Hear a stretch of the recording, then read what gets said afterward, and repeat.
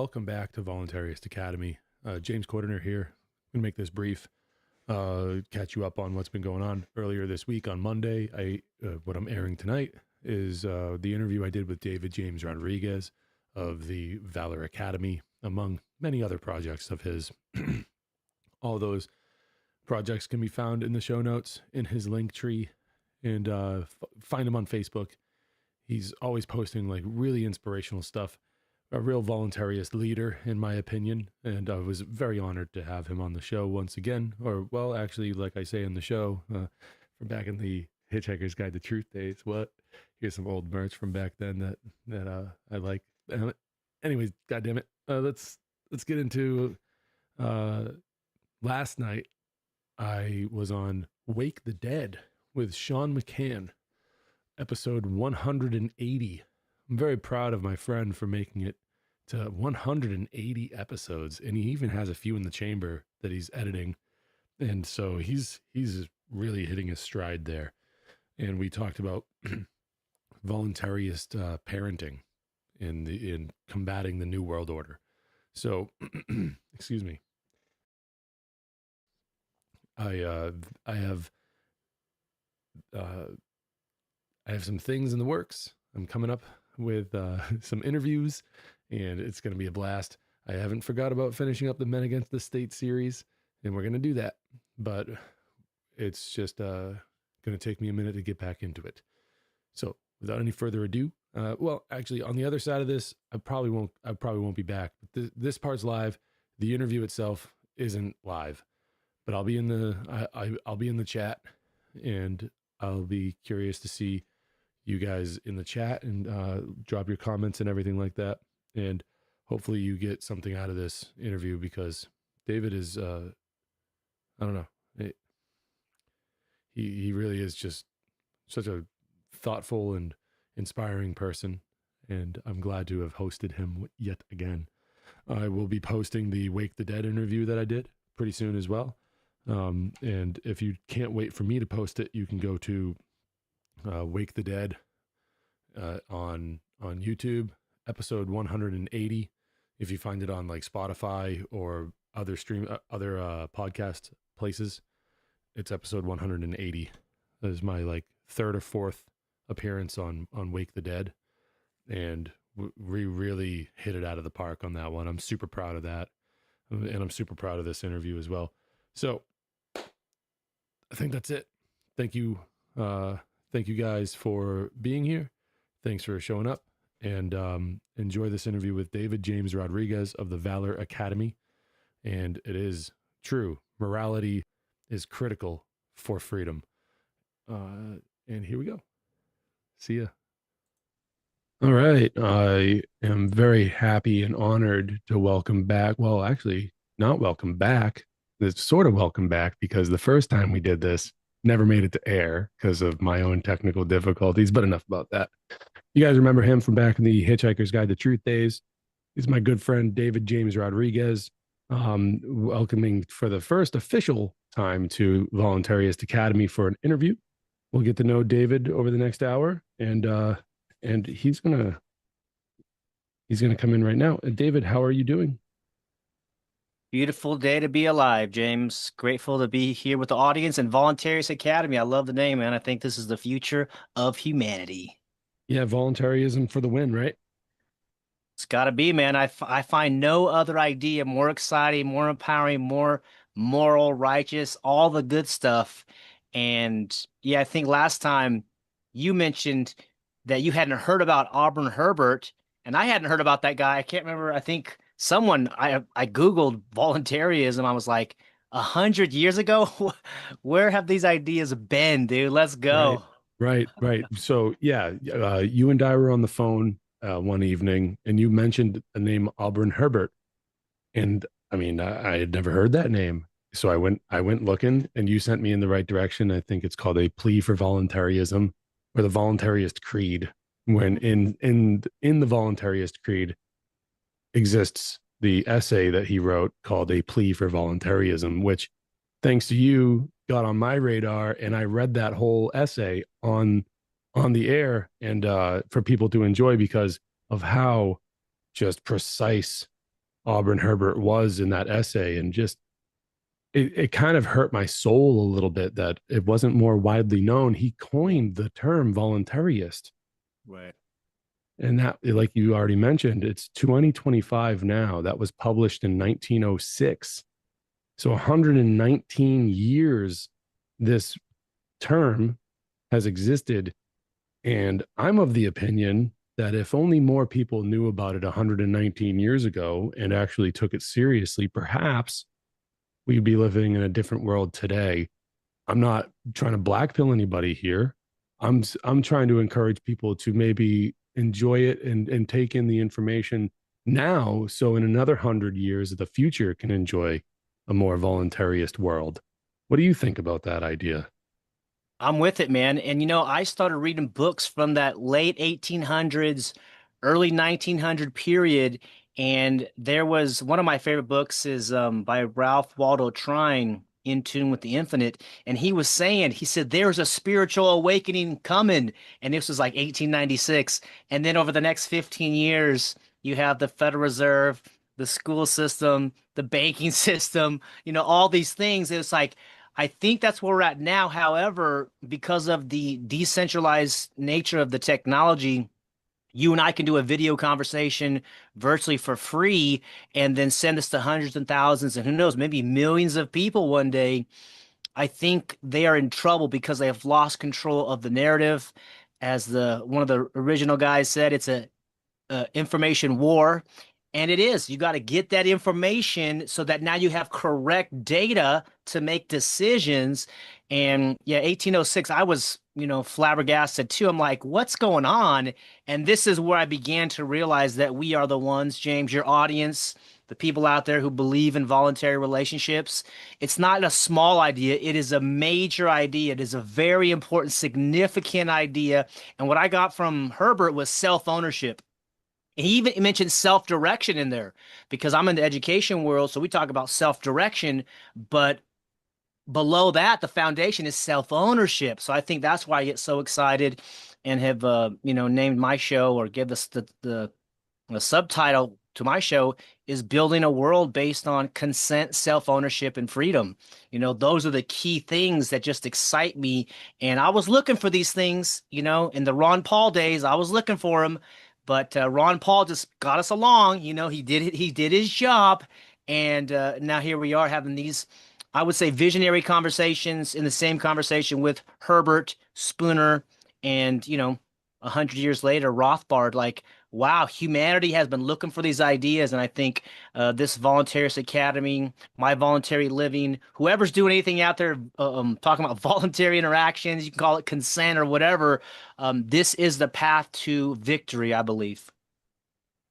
It makes it sound so simple, and other people out there new to this philosophy might think we already live pretty much like that as it is now.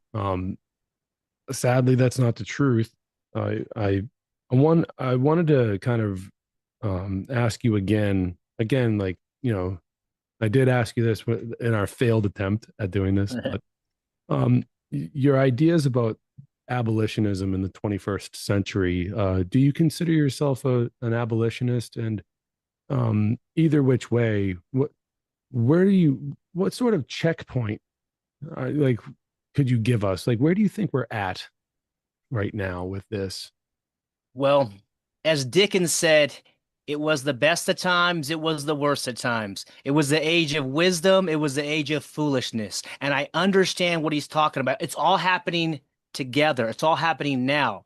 For example, the Amish community, they're not worried at all. They are totally good. However, I think we're at the end of the empire. As Voltaire said, all fiat currencies ultimately go to their true value, which is zero.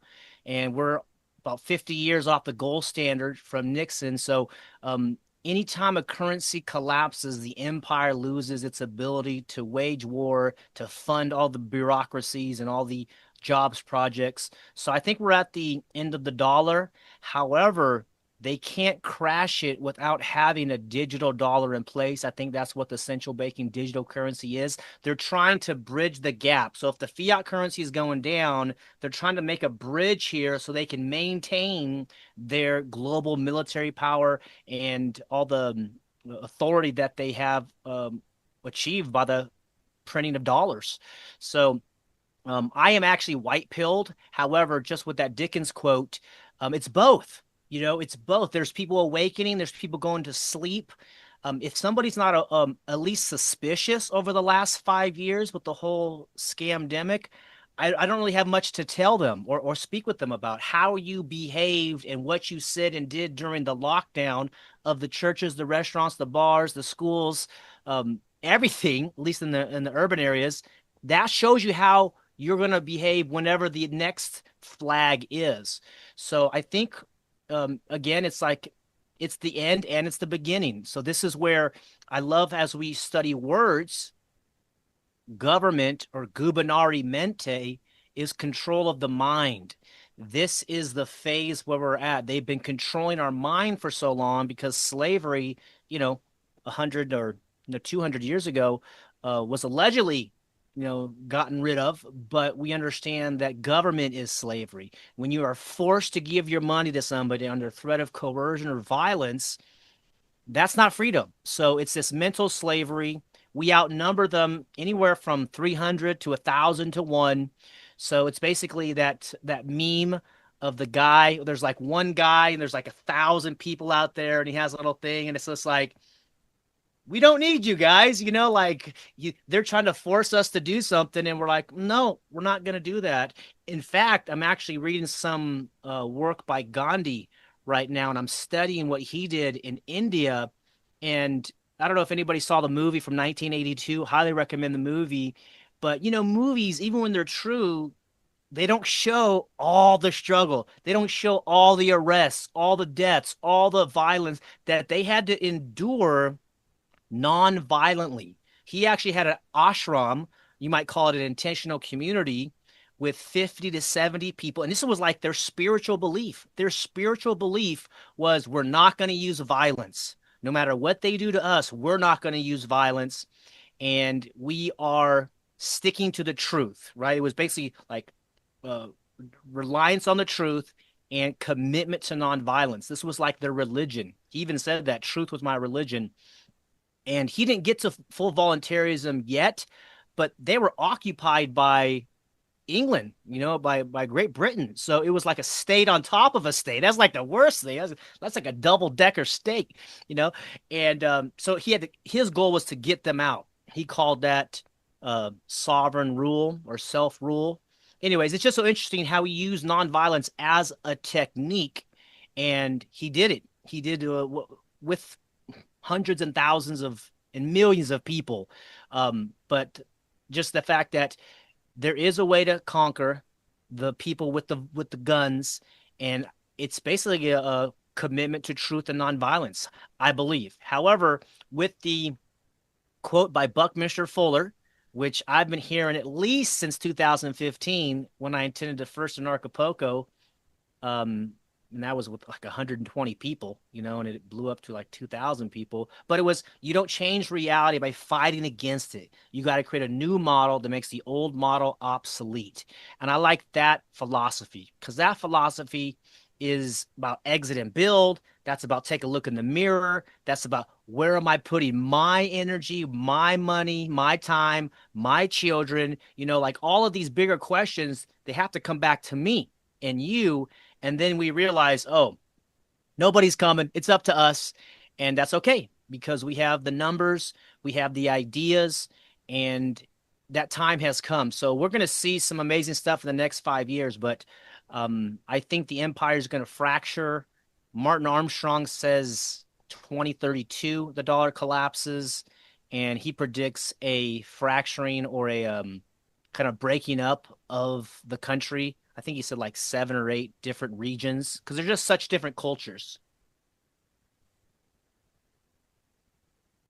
Yeah, there's definitely like a splitting up that one could definitely see happening. I think you're right. The collapse of the dollar. I think you're correct about that as well. I mean, the signs are there right now. Record high inflation for I think for like a long stretch of time. I think that's what makes it the record. I'm not an economist. I'm not exactly sure if I'm even correct about that, but we've been, we've been feeling it on the ground for quite a long time now. Um, and prices just keep going up and up and up and up and up, and it's tough to live.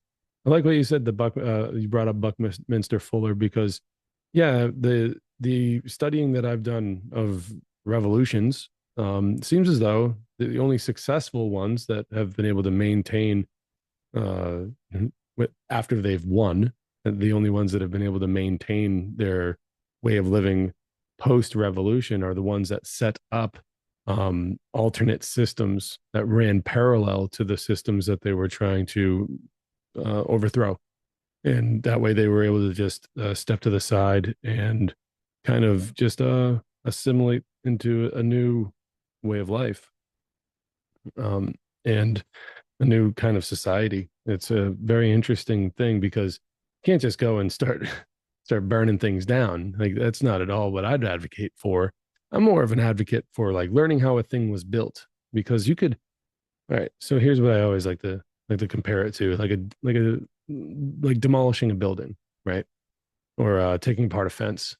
Um, you could you could tear it apart, you could just bulldoze it, whatever, and then you're left with this huge mess, all the dust everywhere, everything. And now you've got more work for yourself. You learn how that fence or whatever was built. You take it down piece by piece, and it's pretty organized when it's done. At least it's an organized destruction or deconstruction of whatever it is that you're trying to replace with something better. I think voluntarism is the key because it provides that alternate system, that parallel system, a different philosophy, a different way of thinking, and it's completely free. It doesn't cost anything to be a voluntarist. It might cost you some friends because they don't want to be friends with somebody who doesn't advocate for coercion. But other than that, I mean, anyone can be a voluntarist. That's what's so brilliant about it. I mean, all you could have so many other philosophies that, I mean, as long as I would say, try not to be contradictory to the philosophy of voluntarism because that's when you get into some hot water. But everyone can be a voluntarist. It's really easy. It's actually really easy. And people, I think, I think human beings are tuned to be problem solvers. So when something is just so simple and easy, it's almost like we have this we have this ability to just like kind of screw things up and make things complicated when they don't have to be. I'm not sure what you think about that, but I think about that sometimes. Do you ever think like that? Oh yeah. All right. I was saying, so we'll do a quick edit. um, so voluntarism being so easy and so accessible to so many different people. Um, it's so simple, and because I've seen throughout my life human beings being incredible problem solvers. And when there's something so simple, it's almost like we just create problems. That way there's something to solve. I was wondering if you've ever noticed anything like that or what you might think about that idea. Yeah. After 12 years of forced schooling, it's amazing that we came out with some type of critical thinking ability. I'm assuming you went to public school as well. Many of your, audience members went to public schools. There's 3 million graduates of public high school every year. So it's just like so many, but we made it out somehow. And I think there is empowering angle that to think for yourself and to basically focus on what is good. This is one of the key discoveries that I'm working on now is everything's available. You can see what's bad, you can see what's good, and I choose to focus on the good. And I've heard it and read it. I saw it in Actually, it's one of my favorite lines from Braveheart, where the bad king, Edward Longshanks, says, "The king must find the good in every situation." Now, he was using it for bad, but same thing is that I believe we are the kings and queens, and call it creator, nature, source, mystery, whatever you believe. I believe there's a creator. He has endowed us, and I think Jesus was a voluntarist in these ways, and they skewed some of these things. But to remember that your mind is the battlefield right now. So that's why the government tries to put fear and terror in you, and the boogeyman's under the bed. It's the terrorist, it's the communist, it's the virus, it's whatever it is. Be afraid, because when you're afraid, you act cowardly. But when you're bold and you have strength and confidence in your creator or your nature, then you move forward and you're not afraid. And I think that's one of the key lessons that I'm learning from Gandhi. He literally said, if you're afraid of going to jail or going to or dying, don't start with this salt march, because they did a 200-mile march in civil disobedience. The British had outlawed salt in India, so they had a monopoly of violence on salt. So they intentionally broke the rules and said, if you're not willing to die or get injured or go to jail, wait until the next wave people come in. So if if they can control your thoughts, then you've already been conquered. And this is what Sun Tzu said. He said the ultimate art of war is to defeat the enemy without even fighting them. And so that's why if anybody's out there, you feel no hope, you feel no strength, no power, you've been conquered. So if you can flip it up and realize today's a new day, today's a new breath. I just learned from a client, because I do early high school graduations, and there was a client, what I had heard of, that had their teenager had passed away in some tragedy recently. And I'm like, that just slows down everything for my day. I said, man, life is the thing, man. Focus on life, be grateful for life, and don't think it's going to be guaranteed. I had a car accident earlier this year, and I had my life slow down a lot too. And I said, wow, all right. So this body is the gift to wake up, to laugh, to cough, to sneeze. That's the gift, because I had some ribs broken. And I said, whoa, so this is the special thing that we're doing here. And I'm also reading a book by Tolstoy called The Kingdom of God is Within You. This is the temple. This is the body. This is the kingdom, whatever you call it, and it is sacred and holy. So that's why when somebody initiates violence against a peaceful person, that is a serious crime. And I think this kind of conversation will continue. We're going to develop more ways to affect culture, whether it's through music, comedy, movies, even merchandise. I should have some merchandise in the next few weeks, hopefully, voluntary living merchandise. And I'm working on this movie with this director, because like Star Wars affected the culture. It was a little bit before my time. What affected me was Rocky. The Rocky series affected me. And so I was 7 years old, 8 years old, somewhere around in there, watching Rocky. Dun, dun, dun, dun, dun, dun, dun, dun, dun. I'm getting excited. It's not even real. He's not even a real guy. It's a story. He made it up. So to affect culture is to tell the proper stories, the empowering stories. And what are the stories that we're told now? You have to write somebody's name on a piece of paper, and then he's gonna determine your future. He's gonna represent you. What a scam! This is the biggest scam ever, that somebody has authority over you. You never consented. So if anyone hasn't read the Lysander Spooner Constitution of No Authority, I think you do have it on your channel, but maybe some first-time listeners, there is no legitimacy to this piece of paper. Okay, so that's 150 years ago. So we want to understand where we are. The monarchy used to be considered legitimate. Now statism, the constitutional republic, is going down. It's not legitimate. We can see it's created the largest empire on the planet. The last 120 years of death, Google, democide, death by government, all caused by central banking in the state. So that's the second phase. And the next phase is voluntary living, voluntarism, self-ownership. It is the natural inevitable next step that people like you and I and the audience and some of our friends are out there promoting these ideas, and then it's about executing and putting these ideas into place. And I think that's through art, through entrepreneurship, through healing, through health. There's so many exciting things happening, and this is where we are in my view, the three phases of monarchy, statism, and voluntarism. This is where it's going, and I'm learning how to affect the culture, and play a bigger game. I don't know if your audience ever heard of the book, The Magic of Thinking Big. I was reviewing some of that last night. So one of the challenges is we play too small. And if you play small, you can win that game. But if you play a bigger game, then that pushes you and I out of our comfort zones. So that's a better opportunity to try and do something, because when we're at the end of our life, you don't regret what you did, you regret what you didn't do.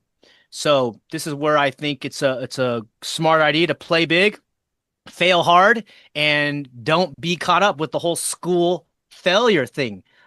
Failure is not what school told us to do. That's actually the mind control. I'm afraid to make a mistake. I'm afraid to fail. No, if you fail, then you learn. And the failure is not a reflection of your value or your worth. It's just the thing didn't work out. So try new experience, try new actions. If it works, keep doing it. If it doesn't work, then change and learn. And this is, again, one of the reasons I have a vengeance against forced schooling, because they lied to me. They stole 12 years of my life lying to me. And of course, my parents didn't know. And my teachers, God bless them, they didn't know. But at the highest level, they've been knowing this for a long time. And, some of our friends, Richard Grove and John Gatto, these people, like, they help us see. And then now we have a path for the next generation to direct them, because, in 50 years, we probably won't be here. Hopefully we will, but you never know. So the time goes on. And this is a concept I call intergenerational freedom, which is the transfer of the knowledge of the truth of self-ownership to the generation around us. So our children, nephew, nieces, people around us, they are looking for answers, because life is a gift, it's a mystery. And if you have somebody who knows about self-ownership and basic voluntary relationships and morality, now you're on the path to righteousness. And what you said there about intergenerational, I mean, that's how this system has been uh, created intergenerationally. So if we want to have a successful transition out of it, then also I think it needs to be done intergenerationally. It'd be pretty selfish for us to think that we should just turn it off like a light switch, tomorrow. Because I honestly, David, I think that it could actually wind up hurting a lot of people if that were to happen. If we just woke up tomorrow and everything, that maybe you and I are ready to live without was just gone, I think a lot of people out there are not ready. So it's going to have to take some time in order for that to happen successfully. That's kind of what I meant earlier with the metaphor of the building, taking Mm, it down piece by piece, yeah. and preparing people, and being compassionate, and doing the right thing for the sake of having done the right thing, not for any sort of reward. I mean, there's a lot of spiritual reward for doing the right thing, but part of that is just doing it just cause. um, I'm interested to. You mentioned John Taylor Gatto. I'm interested to know, because you and he worked together for quite a little while there, huh? Is that true? That's Yep. true, right? Yep. Um, Yep. I saw his 5 hour um, interview by Richard Grove, and reached out to him through Richard, and got into business with him and published his underground history book, and got to spend some time, stayed at his house a few times. And yeah, got to see the man, after he had his stroke, and he was still there. Just his body was, decaying and kind of not as strong as he was in some of the videos. yeah, I wish I could have met him. He's always struck me as a very um kind person, probably a hard ass, but pretty kind. And his heart was always in the right place. It always amazed me that he was able to have the courage to quit his job after 30 years and being one of the best teachers out there. And the shocking discoveries, oh my gosh. Uh, Yeah. the weight that you feel in your heart when making a discovery like that, I can't even imagine. But Well, I got a couple stories about him, which was interesting.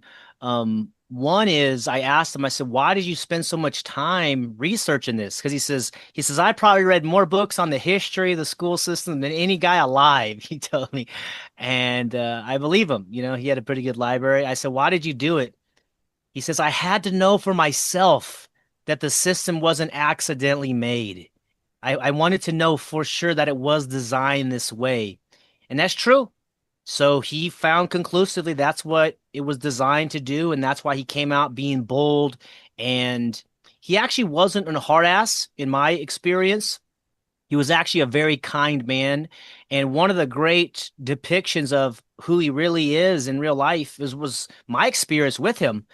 But there's a documentary called Classrooms of the Heart, and it depicts him helping his eighth grade students find apprenticeships and how he talks with them, how he explains things to them. And he says, you don't talk to teenagers or young people like they're children. You talk to them like regular people. And he says, people think I like children. He says, I don't like children. I like people. You know, if you want to go with the choo-choo trains, you know, and suck your thumb thing, he says, I don't like that. But if you're interested in ideas, you're interested in expanding, you know, who you are as a human being and growing, you know, that's a human being. And that's who I like being around in summary. So yeah, he was very kind-hearted and yeah, just a joy to work with. And you know, the dream, and I think we'll do it, is to make a film about the history of the school system. I found this director, and now it's just about getting the investment capital to do it. But we have some ideas, and he even put it in the book. He made an appeal to Oliver Stone, and he made an appeal to Michael Moore.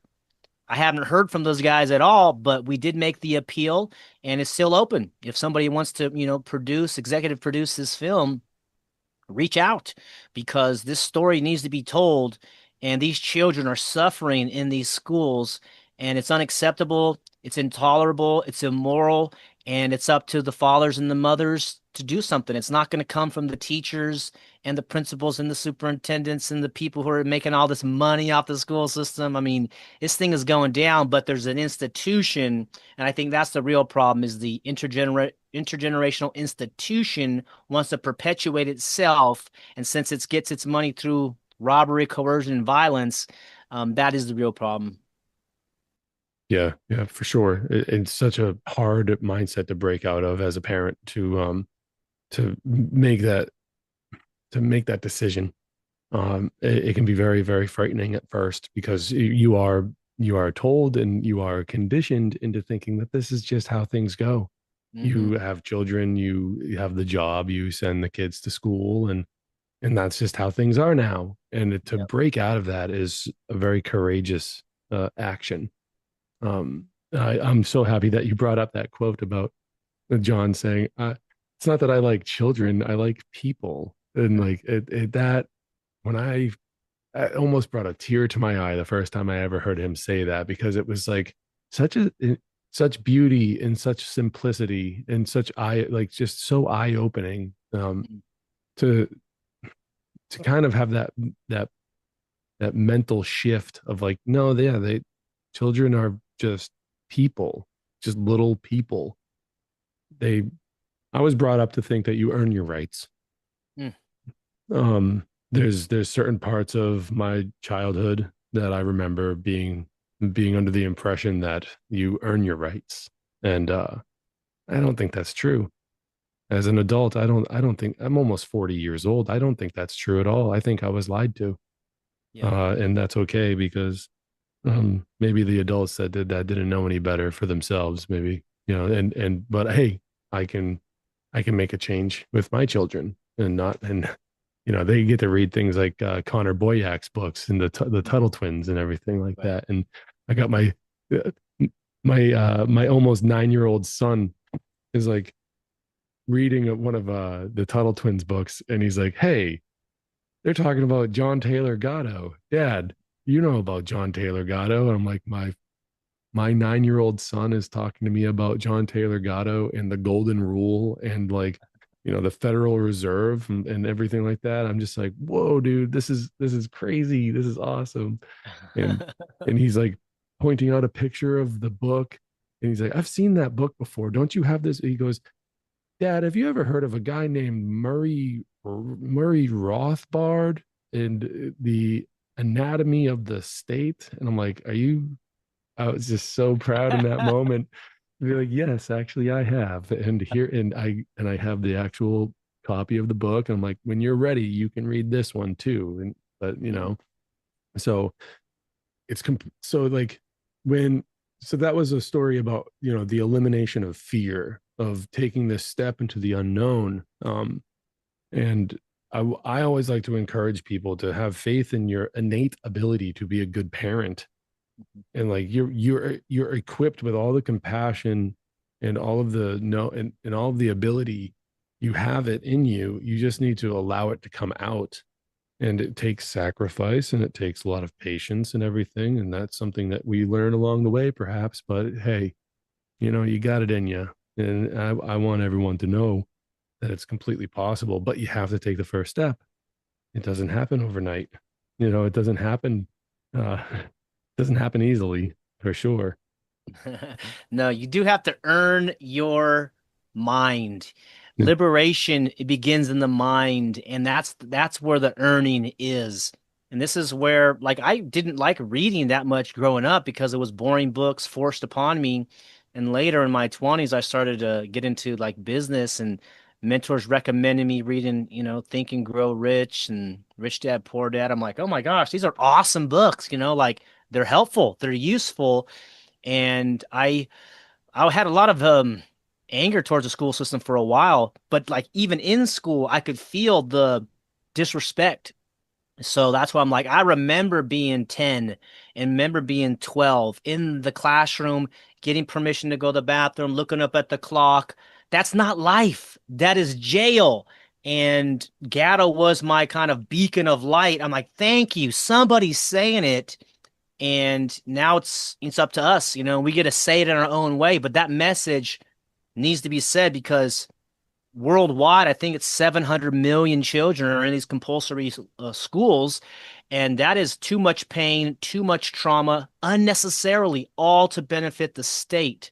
So this is where we have an opportunity, and yourself, congratulations, your 9-year-old son's asking you about Rothbard, being that's like you already won almost, man. Like that's huge. That is big time. So for parents out there, understand like your son, he's at the point where he can read for himself, and reading is the number one skill that everyone as an educated person you want to learn, because then you can actually explore the ideas for yourself, and then you can challenge ideas. And one thing I learned from Gatto, which was to, when you read books, you have a pen and then you write in the book. And he says you argue with the author, like you write in it and it's like, question mark or underline, and you debate with this likely dead person, but it's basically you strengthening your ideas, strengthening, well, what do I believe?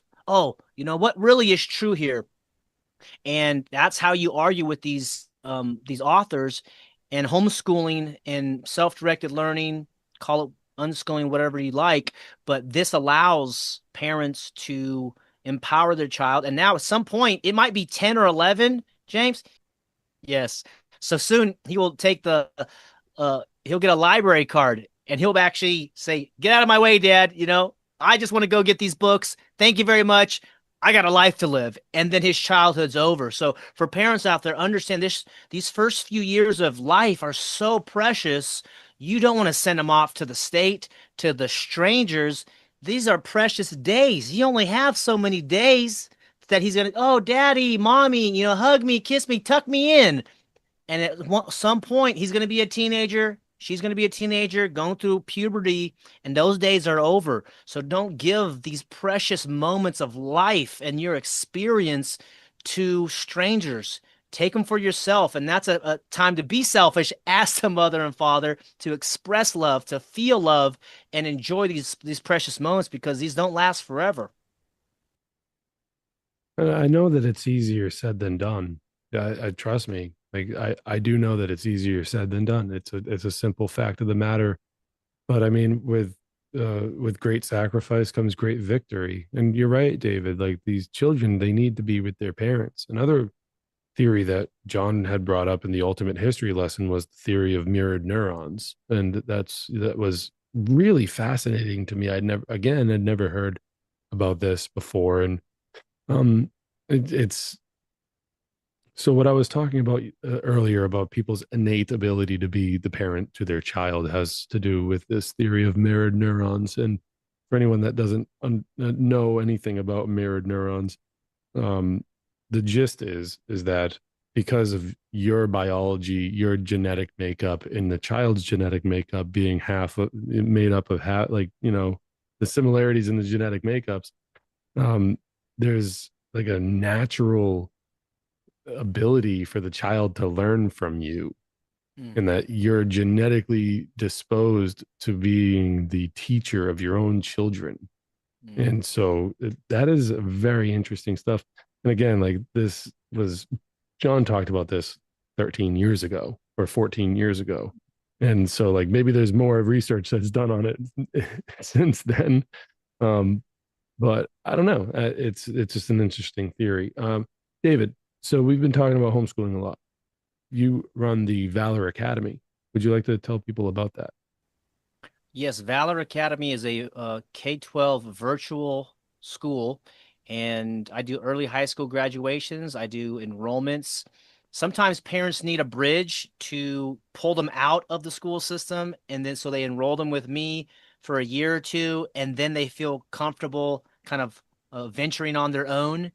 And sometimes they're teenagers, 14, 15, 16 years old, and their teenager is sick of a school. So they enroll them and I graduate them in a few weeks, a few months. It depends. All you need to graduate is an essay, a letter of recommendation, and the enrollment form.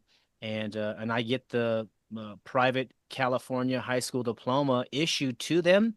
And now they're off to the races. Maybe it's community college, maybe it's apprenticeship, trade school, even university. So I help parents do that because that's what I wanted, you know? So somebody says, if whatever you were missing in your childhood or your young life, that's an indicator of what you might be called to do in the adult life. And I was so sick of school by age 15. And once I learned about this from my mentor, who he's probably 85, maybe older now, but he was graduating high school students for 30 years. So now it's a matter of scaling it up, find a way to save more teenagers and children from this day prison. And the two concepts at my school are number one, the world is the classroom. And number two, anything you can learn from can be your teacher. So a teacher doesn't have to be a human. It doesn't have to be an older person. It doesn't have to be a credentialed person. As you said, mom and dad are some of the best teachers. And I teach my parents, yes, you are a teacher, but more than that, you're a coach. You're a guide, a counselor, an encourager, right? And that's all part of teaching. But when people think of teaching, they think, okay, I'm in front of the room, listen to me. But you're more like together, you're doing it together. You're learning life together. I've never been this age before. You and your audience members, this is our first time. So have compassion on the 5-year-old, have compassion on yourself, and then have compassion on the people out in the world who are still stuck in the system. They're still stuck in the status system or the amoral system, and they're just trying to get by. And this is where we have some empathy for them because it's like, yeah, they have the financial economic warfare going on. This is fifth generation warfare. So if you can take a high level view, realize the children in the crosshairs, but you got to keep your stuff together while you help them. It's basically a redefining of what education is. And I define education, and education is what you do to yourself to create a good life. And that's a better question. What's a good life? Yeah, let's think about that. Let's have a conversation over the next few years. What is a good life? Is it cash? Is it contribution? Is it growth? Is it health? Is it be living in a monastery, in Tibet? It's up to you. This is what your decision is. Or even success. I got a business degree. Didn't help me much. I don't think anybody's ever asked to see my business degree that costs me and my family, 50 grand, 5 years of life, and nobody cares. So so it's like, what is success?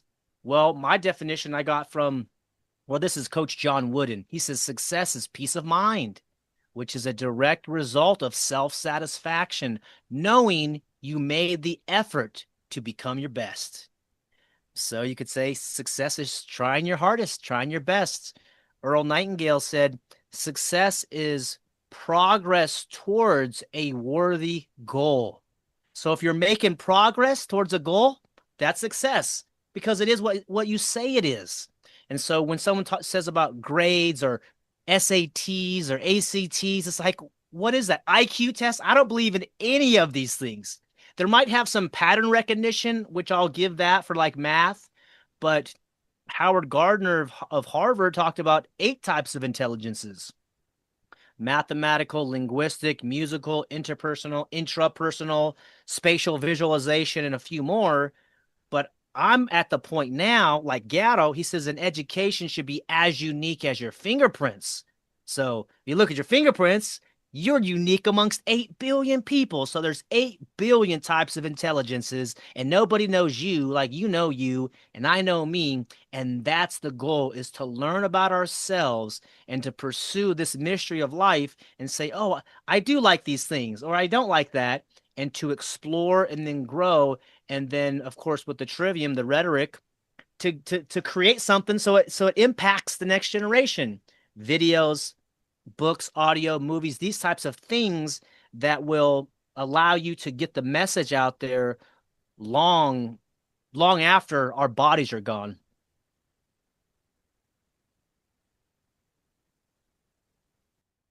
All right, I have a piece of fiberglass stuck in my hand. Like I was just like trying to get it out. I'm sorry about that.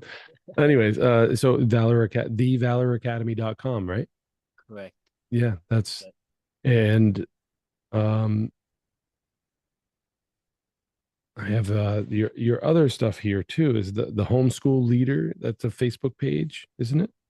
Yeah, yeah, I got a Facebook page and there's like 20 free curriculum on there. And I do give 15-minute free consultations for any of these things. So if you want to get a explanation of the graduation program or consulting with the homeschooling, like you said, I've done enough expos, education options expos. I know fear is what stops parents. It's very scary. You think you're going to ruin your life, their lives, and it's going to blow up in your face. So I can address that. I can address some of these questions, and I'll give you a free 15-minute consultation. The homeschool leader has the curriculum, has about 3,000 members in there, people helping each other. And these types of questions, you are not alone, mom and dad. People are dealing with the media, phone time, screen time, the curriculum in the schools, neighbors, how to talk with grandma and grandpa, about homeschooling. All these things are not new, they're just new to you. So if you really want to learn these things, you can, and a lot of it's free. Of course, you can hire me, but a lot of things in the group are free. And, we can make sure that you get your confidence increased. So you can raise some moral leaders. And that's, I think, what the solution is to raise more powerful moral men and women in the arts, in the business, in all these places, and stop participating with this evil system that is just destroying humans all over the planet. Yeah, morality is key. Morality is the missing ingredient in all of it. It really is. I'm a huge proponent of objective morality. There's just some actions that are wrong for everyone, no matter who is doing it. It's just wrong. And we shouldn't be going around doing those things to each other because it violates each other's rights. And that's if it's violation of your rights, then that means it's wrong. That's Um, right. Yeah, and it's not even we, like there's a good book by Robert Stevens called Conscious Language. And I'm learning now, even with like Dr. Emoto and the water science, our mm, words shape reality. So mhm, I'm becoming more disciplined with myself and my words because I'm creating while I'm speaking. So you and I aren't going around using violence, I believe.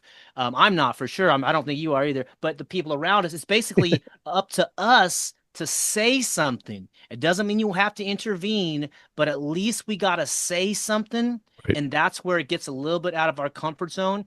But again, in the new world, there's not this centralized monopoly, you know, justice system. What a scam that is, right? It's going to be, I believe, it's going to be decentralized. Even arbitration right now, I think, surpasses private government um, conflicts. The more like, for example, you and I have a conflict, we just go to a private arbitration service over here, and we trust them because we paid them versus the government who has, robbing people for their pensions and their penal sums and the scam of, oh my gosh, the court system is a whole nother conversation of scam. yeah, But how to work together with conflict resolution. It's not if we have conflict amongst our brothers and sisters, it's when. So again, the moral part is essential. I agree with you. That is the critical part. And this is what will happen, as we're teaching the young people, demonstrating ourselves, changing ourselves, not trying to change others, try to change myself and become a better man, become a better friend, brother, partner, all these things. That's where the heavy lifting is. And again, it's back to the reprogramming of our own minds.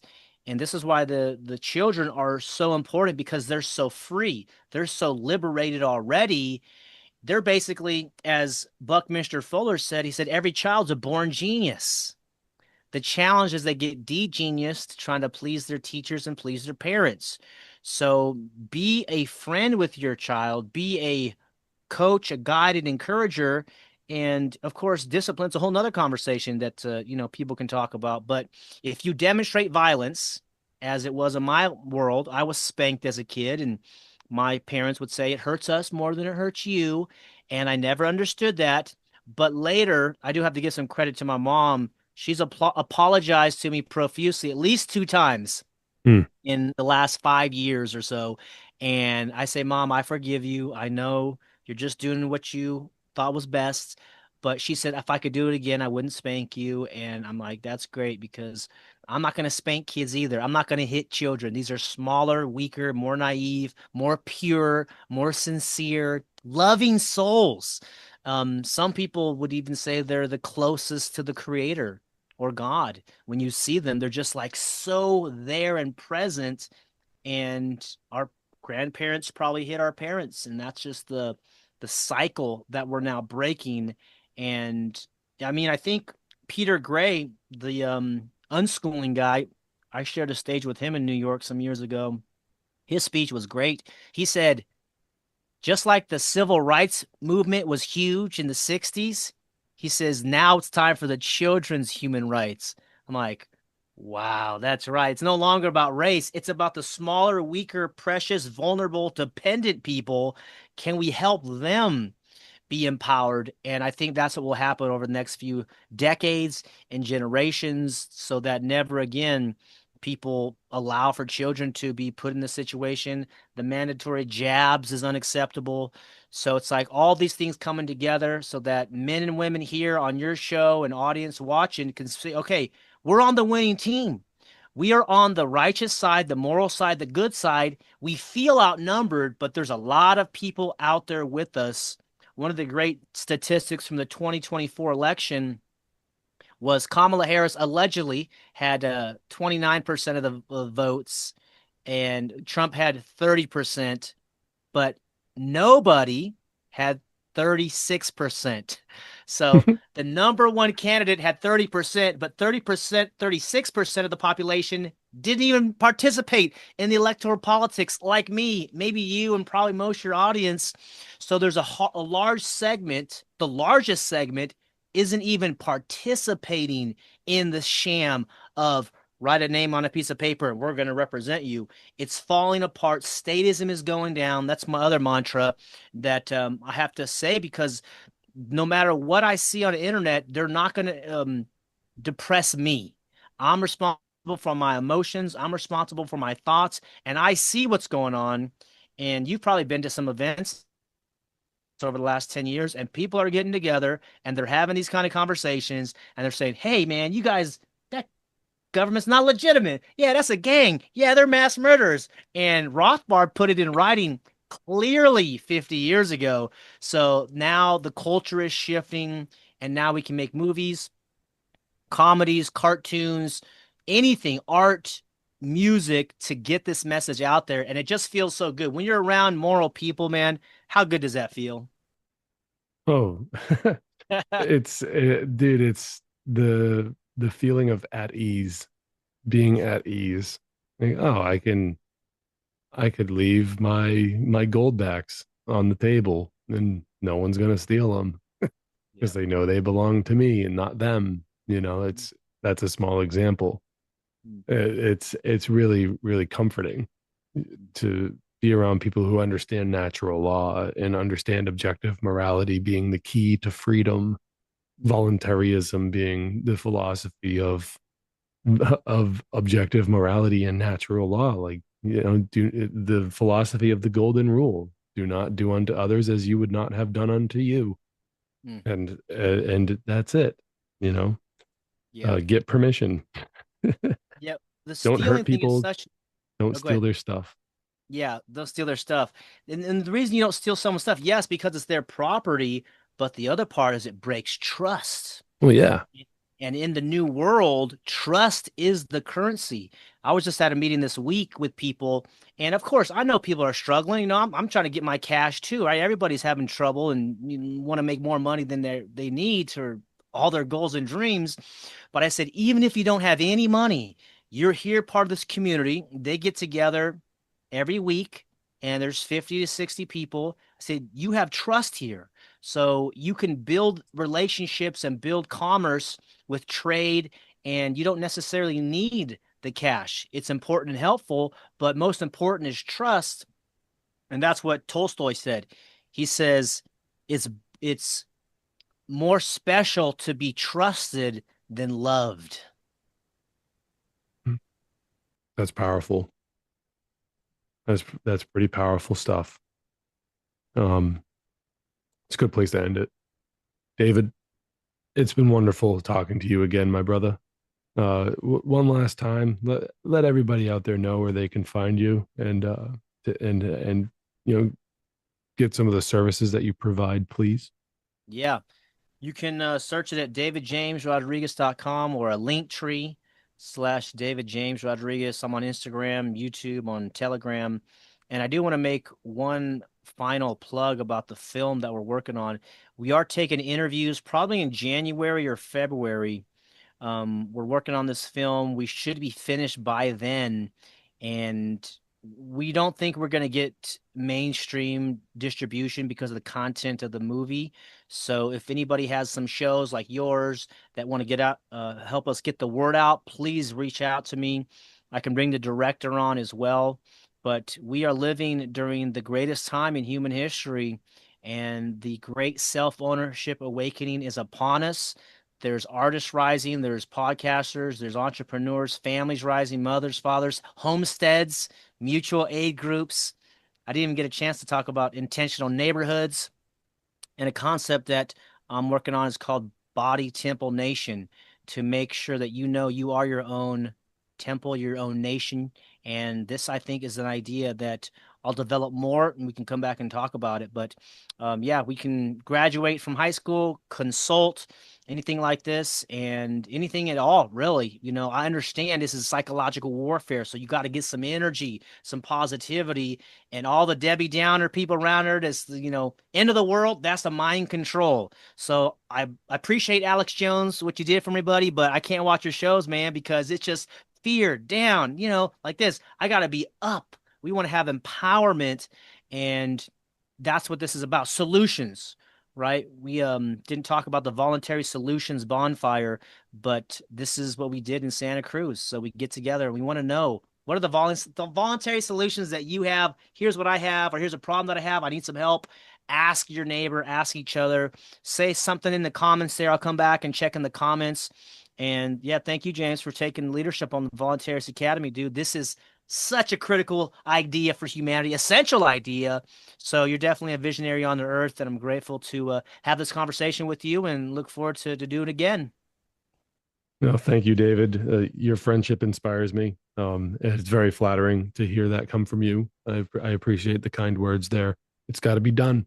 There's got to be some place where people can find this information. My goal is essentially to um, help bridge the gap. I mean, the books can be kind of scary and you might not have the time, but you can certainly turn on a podcast where there's a dude reading this material and having fun interviews with his friends and other voluntarists and other leaders and other people who are ready and willing.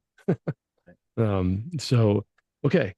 Thank you very much, David James Rodriguez, for being here. I'll make sure that there are links to your link tree and maybe just so wait, actually, one last question. The name of the movie that you're making. Well, I can't give the title yet because it's still shifting, but I can say we're almost halfway done with the filming, and it's very interesting. We can come back and do it again because Okay. a product is one thing and it's going to be a good product, but then marketing is half the ball game. And I think this is Yeah. where the opportunity is for everybody to learn, including myself. But I will let you know as soon as I have a title on that, and check with my director. But basically, the movies in Hollywood and theaters are terrible. So we're going to use some empowering stories, and I'll just leave one thing about. He sent me a clip from the Superman, the original Superman. Remember when Yeah. Superman's planet's gonna explode and his parents are sending him off to Yeah. Earth? He says, "Son, you're gonna go tell them the truth, but they might not like that, but still, it will help them, and it's important. Even if you stand alone, tell them the truth." And so Superman's going off like that. It's like, man, that was awesome when movies were like that, like giving you moral guidance versus what they have going on now. So I'll make Yeah. sure I keep you in the loop, man. And I appreciate everything that you're doing here. Well, thank you. Yes, of course. All right. So everyone check out David's stuff. And we'll have David back soon. I'm James Cordiner. You've been enjoying, hopefully, this fine interview on Voluntarist Academy. Check out the website, voluntaristacademy.com, to catch up on everything else, find all sorts of resources, sign up for the newsletter, and consider joining being a sponsor. It's $3 a month, and it's like the best deal out there. You get a Discord channel, you get to hang out with me at the biweekly town hall, and you'll be able to. We're going to start doing live call-ins for the live streams on Saturday nights, among all sorts of other things. It's constantly evolving. So right now, the price to get in is $3 a month.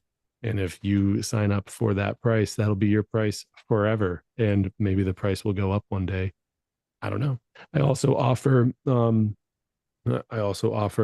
one-on-one life coaching sessions. I've lived quite an interesting life. I've had some pretty hard things to overcome, and maybe I can help you with alcoholism or drug addiction or grief. I'm not a licensed counselor or a licensed therapist, but I can definitely provide a caring ear and maybe help you out. And that's also a service I provide. You can find all those at the link in the show notes, the Buy Me a Coffee link, if you'd like to sign up for any of that. So, anyways, without anything else to say, I think that's going to do it for me. Thanks again to my guest, David James Rodriguez. And thank you, everybody out there, for listening to this. I'll catch you next time. And on your way out, don't forget, you own yourself, period. That's it. No one owns you. You don't own anyone else. Respect other people's property rights, respect other people's bodily autonomy, and we get along just fine. Oh, yeah. And one more thing, taxation is not just theft, it's slavery. So keep that in mind at all times. Okay. Thank you very much. Love you guys. Peace.